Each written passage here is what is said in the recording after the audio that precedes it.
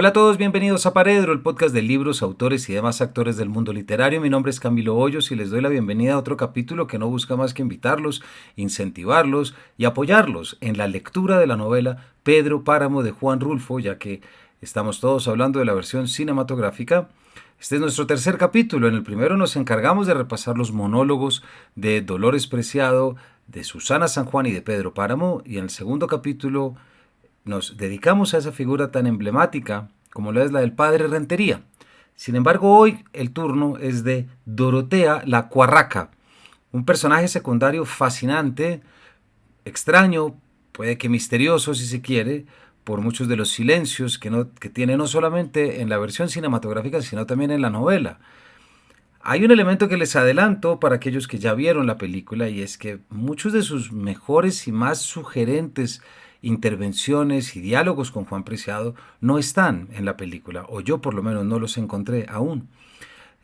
Razón de más de traerlos acá y poder hablar sobre estos y como siempre hacemos leer fragmentos de la obra para después poder comentarlos y un poco orientar en su interpretación. Es curiosa la forma como se nos presenta a Dorotea tanto en la novela como en la película. Y si lo recuerdan bien es ese momento en el que Miguel Páramo llega en su caballo, caballo que luego lo matará, y se encuentra con Fulgor Sedano y Fulgor le pregunta ¿de dónde vienes a estas horas, muchacho? A lo que contesta Miguel, vengo de ordeñar. ¿A quién? Pregunta Fulgor. ¿A qué no lo adivinas? Contesta Miguel. Y Fulgor de manera socarrona le dice, ha de ser a Dorotea la Cuarraca. Es a la única que le gustan los bebés. Acto seguido, Miguel le va a decir, eres un imbécil, Fulgor, pero no tienes tú la culpa, pero esto lo que hará es desarrollar algo en el que obligará a Miguel, o llevará más bien a Miguel a preguntarle a Damiana si conoce a una tal Dorotea, y Damiana le dice, sí, y si tú la quieres ver, allí está fuerita, siempre madruga para venir aquí por su desayuno. Es una que trae un molote en su rebozo y lo arrulla diciendo que es su crío. Parece ser que le sucedió alguna desgracia allá en sus tiempos, pero como nunca habla, nadie sabe lo que le pasó. Vive de limosna. Esta presentación será luego, digamos que superada por esas intervenciones que tendrá a lo largo de la novela y también en la película. Y hay algo con lo que podemos aclarar antes de comenzar a leer, y es que todas las intervenciones de Dorotea, o casi todas, vienen desde la tumba. Ella comparte tumba con Juan Preciado. Y aquí otro guiño. Quien ya haya visto la película recordará que la primera escena, cuando Juan Preciado comienza con esa muy famosa, por supuesto, primera frase, vine a Comala porque me dijeron que acá vivía mi padre, un tal Pedro Páramo, la cámara se hunde en la tierra, si así se quiere, mostrando cierta estratificación. Y esto es porque Juan Preciado desde ese momento ya nos está hablando desde la tumba, ya nos está hablando desde la muerte. De lo contrario no diría vine a Comala, lo que significa que nos habla desde Comala. Y esa tumba la comparte, como les digo, con Dorotea. Esto lo aclaro para que los fragmentos se comprendan mejor. Así es que ahora, como ya hemos hecho anteriormente, procedo a leer algunos fragmentos de la obra que no están seguidos, pero que están un poco regados, para que podamos entender su naturaleza, la importancia de este personaje, y después analizar algunos elementos que estoy seguro que, aunque no estén incluidos en la película, les permitirá entenderla mejor. En la película y en la novela, no lo olviden. ¿Quieres hacerme creer que te mató el ahogo, Juan Preciado? Yo te encontré en la plaza, muy lejos de la casa de Donis, y junto a mí también estaba él, diciendo que te estabas haciendo el muerto. Entre los dos te arrastramos a la sombra del portal, ya bien tirante, acalambrado como mueren los que mueren muertos de miedo. De no haber habido aire para respirar esa noche de que hablas, nos hubieran faltado las fuerzas para llevarte y contimás para enterrarte. Y ya ves, te enterramos. Tienes razón, Doroteo. Dices que te llamas Doroteo. Da lo mismo, aunque mi nombre sea Dorotea, pero da lo mismo. Sí, Dorotea, Me mataron los murmullos, aunque ya traía retrasado el miedo. Se me había venido juntando hasta que ya no pude soportarlo, y cuando me encontré con los murmullos, se me reventaron las cuerdas. Llegué a la plaza, tienes razón. Me llevó hasta allí el bullicio de la gente y creí que de verdad la había. Yo ya no estaba muy en mis cabales. Recuerdo que me vine apoyado en las paredes como si caminara con las manos. Y de las paredes parecían destilar los murmullos como si se filtraran de entre las grietas y las descarapeladuras. Yo los oía. Eran voces de gente, pero no voces claras, sino secretas, como si me murmuraran algo al pasar, o como si zumbaran contra mis oídos. Me aparté de las paredes y seguí por mitad de la calle, pero las oía igual que si vinieran conmigo, delante o detrás de mí. No sentía calor, como te dije antes. Antes, por el contrario, sentía frío. Desde que salí de la casa de aquella mujer que me prestó su cama y que, como te decía, vi deshacerse en el agua de su sudor, desde entonces me entró frío. Y conforme yo andaba, el frío aumentaba más y más, hasta que se me enchinó el pellejo. Quise retroceder porque pensé que regresando podría encontrar el calor que acababa de dejar. Pero me di cuenta a poco andar que el frío salía de mí, de mi propia sangre. Entonces reconocí que estaba asustado. Oí el alboroto mayor en la plaza y creí que allí entre la gente se me bajaría el miedo. Por eso es que ustedes me encontraron en la plaza. De modo que siempre volvió Donis. La mujer estaba segura de que jamás lo volvería a ver. Fue ya de mañana cuando te encontramos. Él venía de no sé dónde. No se lo pregunté. Bueno, pues llegué a la plaza. Me recargué en un pilar de los portales. Vi que no había nadie, aunque seguía oyendo el murmullo como de mucha gente en día de mercado. Un rumor parejo, sin ton ni son, parecido al que hace el viento contra las ramas de un árbol en la noche, cuando no se ven ni el árbol ni las ramas, pero se oye el murmurar. Así. Ya no di un paso más. Comencé a sentir que se me acercaba y daba vueltas a mi alrededor aquel bisbiseo, apretado como un enjambre, hasta que alcancé a distinguir unas palabras casi vacías de ruido. Ruega a Dios por nosotros. Eso oí que me decían. Entonces se me heló el alma. Por eso es que ustedes me encontraron muerto. Mejor no hubieras salido de tu tierra. ¿Qué viniste a hacer aquí? Ya te lo dije en un principio. Vine a buscar a Pedro Páramo, que según parece fue mi padre. Me trajo la ilusión. Y aquí viene Dorotea. La ilusión, eso cuesta caro. A mí me costó vivir más de lo debido. Pagué con eso la deuda de encontrar a mi hijo, que no fue, por decirlo así, sino una ilusión más, porque nunca tuve ningún hijo. Ahora que estoy muerta, me he dado tiempo para pensar y enterarme de todo. Ni siquiera el nido para guardarlo me dio Dios. Solo esa larga vida arrastrada que tuve, llevando de aquí para allá mis ojos tristes que siempre miraron de reojo, como buscando detrás de la gente, sospechando que alguien me hubiera escondido a mi niño. Y todo fue culpa de un maldito sueño. He tenido dos. A uno de ellos lo llamo el bendito y al otro el maldito. El primero fue el que me hizo soñar que había tenido un hijo. Y mientras viví, nunca dejé de creer que fuera cierto, porque lo sentí entre mis brazos, tiernito, lleno de boca y de ojos y de manos. Durante mucho tiempo conservé en mis dedos la impresión de sus ojos dormidos y el palpitar de su corazón. ¿Cómo no iba a pensar que aquello fuera verdad? Lo llevaba conmigo a donde quiera que iba, envuelto en mi rebozo, y de pronto lo perdí. En el cielo me dijeron que se habían equivocado conmigo, que me habían dado un corazón de madre, pero un seno de una cualquiera. Ese fue el otro sueño que tuve. Llegué al cielo y me asomé a ver si entre los ángeles reconocía la cara de mi hijo. Y nada. Todas las caras eran iguales, hechas con el mismo molde. Entonces pregunté. Uno de aquellos santos se me acercó y sin decirme nada, hundió una de sus manos en mi estómago como si lo hubiera hundido en un montón de cera.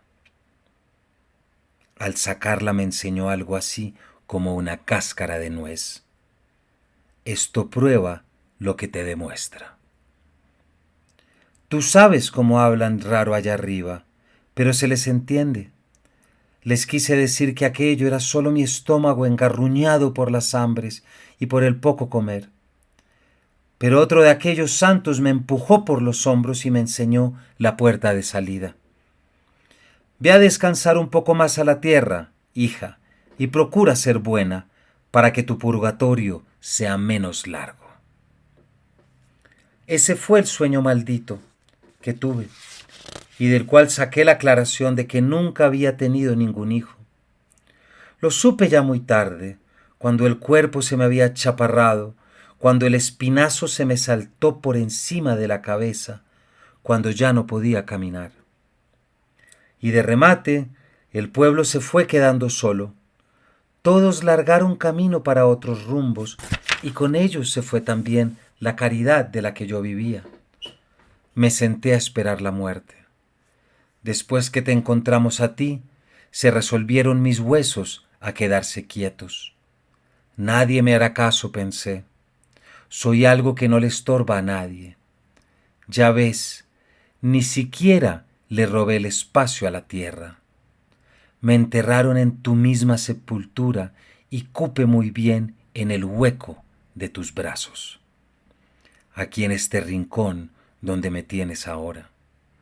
Solo se me ocurre que debería ser yo la que te tuviera abrazado a ti. ¿Oyes? Allá afuera está lloviendo. ¿No sientes el golpear de la lluvia? Siento como si alguien caminara sobre nosotros, responde Juan Preciado. Ya déjate de miedos. Nadie te puede dar ya miedo. Haz por pensar en cosas agradables, porque vamos a estar mucho tiempo enterrados.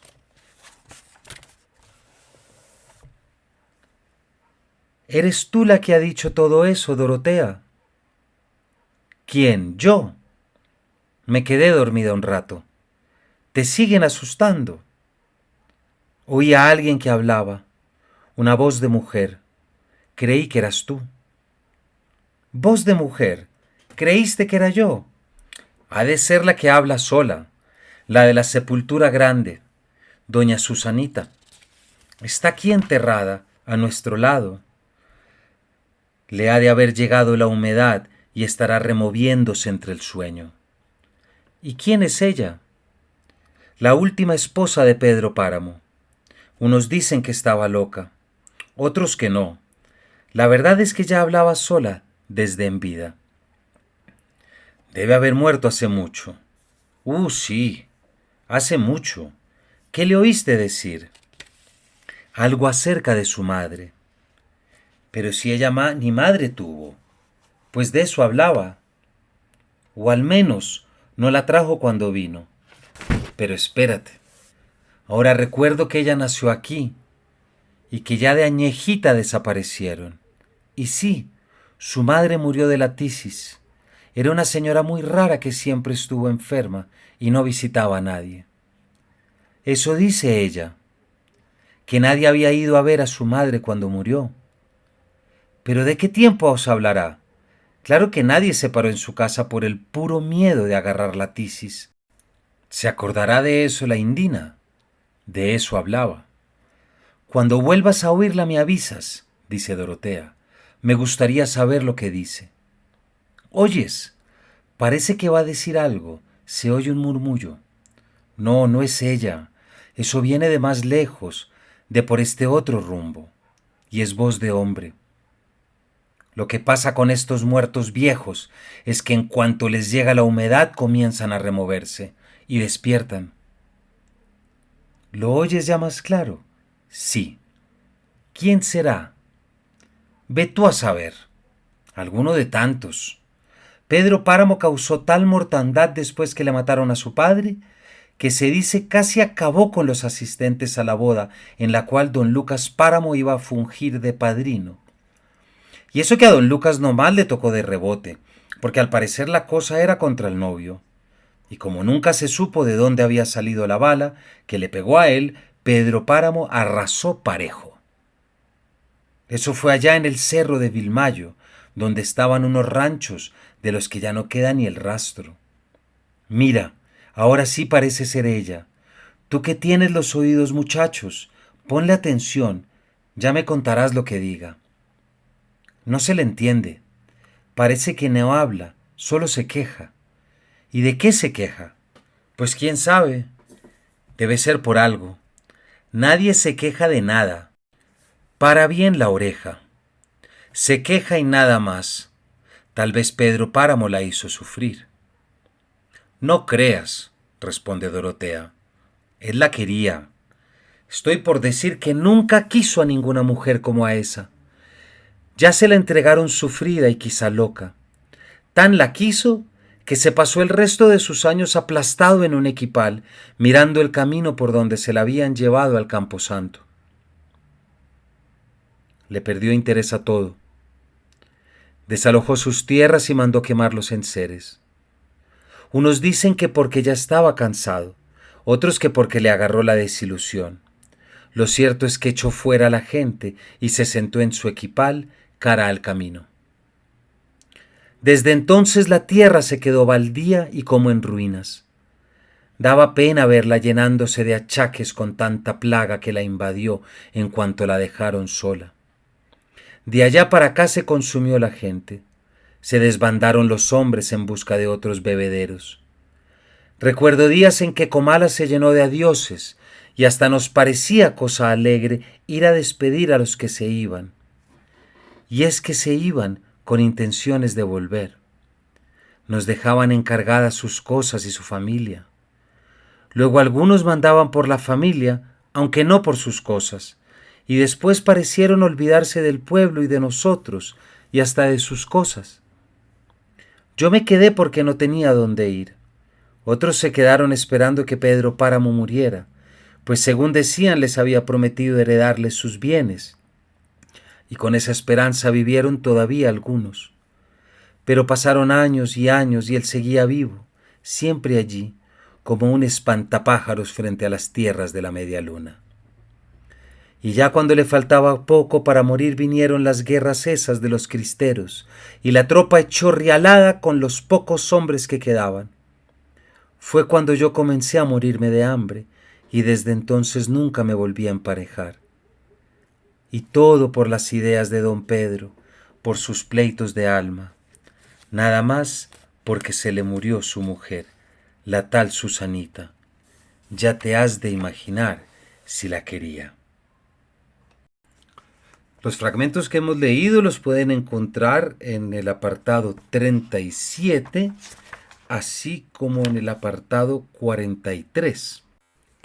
Para comenzar nuestro comentario, volvamos a ese primer fragmento que leímos, que es cuando Miguel Páramo le pregunta a Damiana Cisneros si conoce a una tal Dorotea, la Cuarraca, y Damiana efectivamente le dice que sí, que está allí atrás, que todos los días viene por limosna. Y en ese momento Miguel Páramo va a hablar con ella y regresa al desayuno frotándose las manos, y es en ese momento en el que hace un trato y Dorotea se convierte prácticamente en la proxeneta, en la Celestina o en la alcahueta de Miguel Páramo, porque será la mujer que le conseguirá las chicas y las mujeres para que Miguel se acueste con ellas. Ese es uno de los elementos más importantes, por supuesto, que tiene Dorotea, pero fíjense que en lo que leímos hay prácticamente dos trozos que vale la pena detenerse, si bien no tienen que ver directamente con esta labor de dar mujeres, si así se quiere. Son muchos elementos y si recuerdan, el primer fragmento tiene que ver con esos dos sueños que tiene Dorotea, con el maldito y con el bendito, que todo tiene que ver con no tener hijos. Hay algo curioso y es que si recuerdan en el fragmento, en el capítulo anterior, hay un momento en el que el padre Rentería recuerda cómo todas las mujeres llegan a decir: vengo a pedir perdón porque me acosté con mi Pedro Páramo, vengo a pedir perdón porque tuve un hijo de Pedro Páramo. Es decir, es bastante claro que Pedro Páramo está lleno de hijos porque son mujeres que quedan embarazadas, mas sin embargo Dorotea nunca queda embarazada. ¿Por qué no? No lo sabemos.